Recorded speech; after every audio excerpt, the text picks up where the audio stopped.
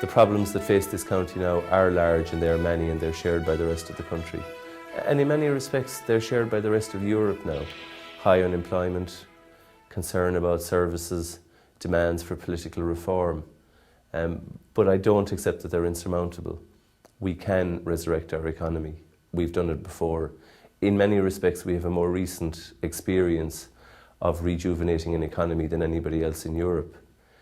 We clearly need political reform, but there are ideas out there now.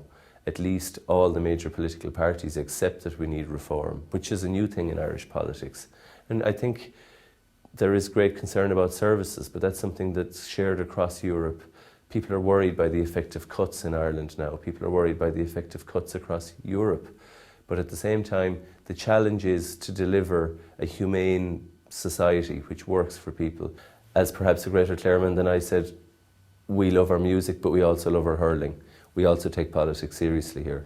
Politics is about ideas. I believe the Clare electorate will elect people, candidates who come forward with ideas, not just criticisms, not just blame for what happened in the past, but ideas for the future and how to get us out of here. I suppose what I have to contribute is my past. I grew up in Clare. I lived in Clare for most of my life. I've also travelled and worked all over the world. So that gives me a certain perspective, both being rooted in Clare, but also seeing Ireland from abroad. I also work as a barrister, so I see the difficulties in life. I see a lot of social problems, and I see that they need fixing.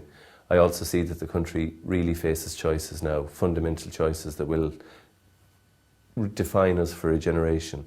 And I think it's not a time to sit on the sidelines. I see the town of Scariff dying before my eyes.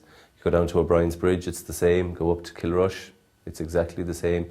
Retail units, empty housing estates, desperation, and people giving out. And it's easy to give out, and it's understandable that people will give out and want to give out.